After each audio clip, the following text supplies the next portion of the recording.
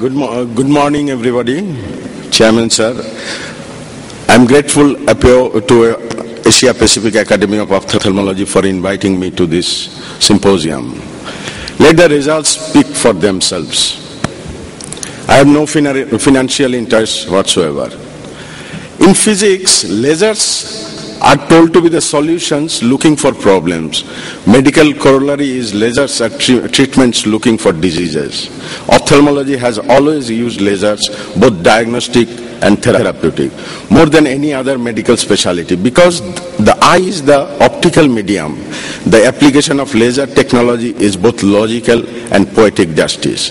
We have graduated from nano to femto. Nano was young, and from billionth to quadrillionth of a second, just in pursuit of excellence and to lessen the collateral damage. As already shown, the steps of the surgery, it varies with different laser platforms, but basic remains the same: pupillary dilatation, topical anesthesia, applanation of the cornea with docking system. Anterior segment imaging is important. Some machines used FDOCT and some use sampling imaging. But the crucial point is laser pattern mapping, including the iris and posterior capsule. There is, however, IOP rise due to docking on an average 10 millimeter increase. Other steps are pre-programmed corneal incisions for temporal wound paracentesis, optional limbal relaxing incisions. Pattern is then centered and laser is activated. Capsulotomy is done. Lens fragmentation is done. This sequence is justified because fragmentation releases gas bubbles, which can affect capsulotomy.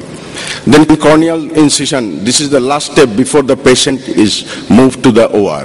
Partial thickness corneal incision are then completed. Removal of free anterior capsule is done. 9% is possible non-manually. Then standard phacoemulsification is done. Now, if I have to compare the results so that my results will speak for the technology. In laser-assisted cataract surgery, FACS, the incision is more square architecture and resistant to leakage, more accurate, and standardized LRI can treat astigmatism, delivering cuts to precision depths and lengths as you have shown. Nowadays, clear corneal incisions are used for phacoemulsification. But anterior segment OCT after cataract surgery, different studies have shown internally gaping corneal wound and detachment of descent membranes after CCI, which may increase the incidence of risk of postoperative endophthalmitis. Now coming to the capsular axis, which is the very strongest point of femtolaser. Smooth, regular edges may offer superior capsular strength and resistance to capsular tears. It's circular, stronger, and precisely planned, and less unpredictability, more accurate, and so the refractive outcome is good. In non-laser or manual, it is technically the most difficult part for the trainees. Tears are reported on an average 0.8% cases.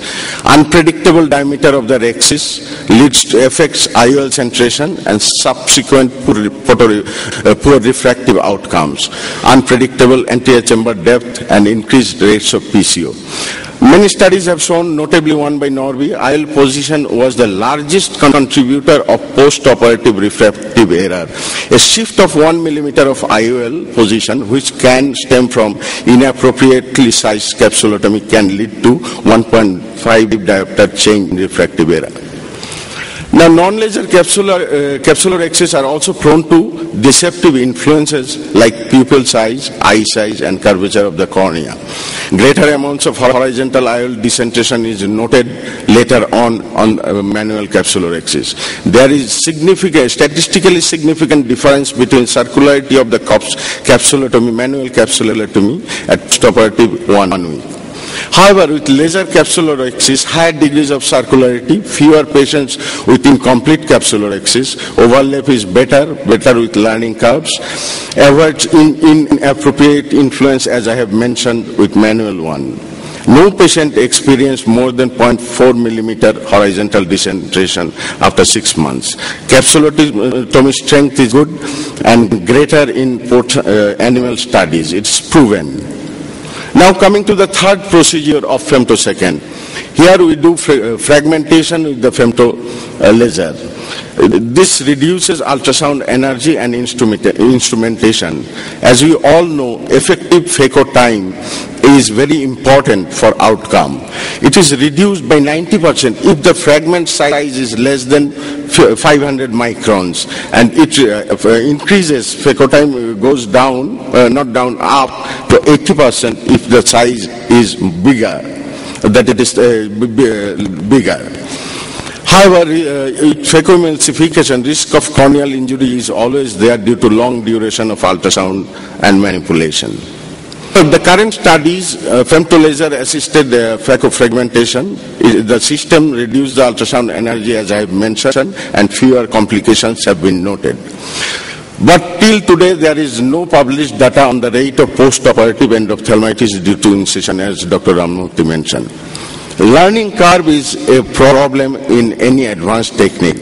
Dr. Michael has already reported 1,500 cases, 200 in first series and 1,300 in second series. He has shown that surgical outcomes, safety of LCS improved significantly.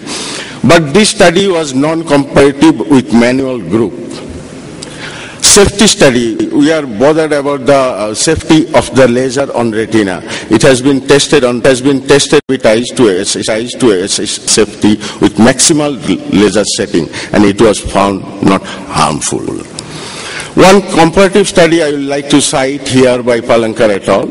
80% of laser surgery patients had small subconjunctival hemorrhage, which we are aware of and worried about. But however, it goes up by 7th day post-operatively, and better docking system will further improve that.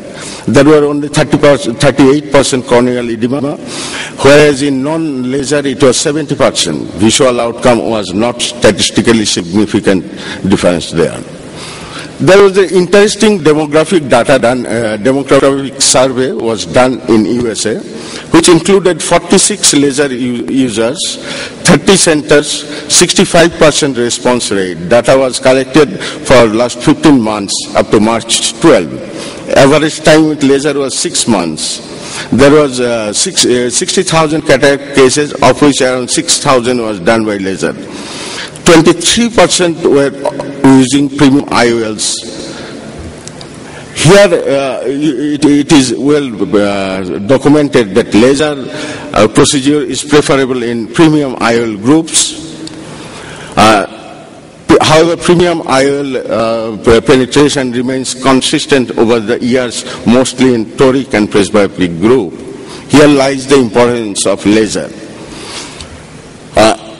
57% of all premium cataract procedures performed with laser in first quarter of 2012. And here is the surgeon perspective. Most of the surgeons, around 96%, were happy, and the patients were also happy. The peer recommendation for laser cataract surgery, 92% recommended the technology. To conclude, in the first millennium, cataract surgery began with couching. Second millennium ended with advanced phacoemulsification. And third millennium has dawned the era of femto. Cost cannot be a confounder in any cutting edge. To anti-buy happy, never mind the actual post-operative visual acuity. The ultimate goal was to leave the patient content with whatever vision they ultimately achieved. Thank you.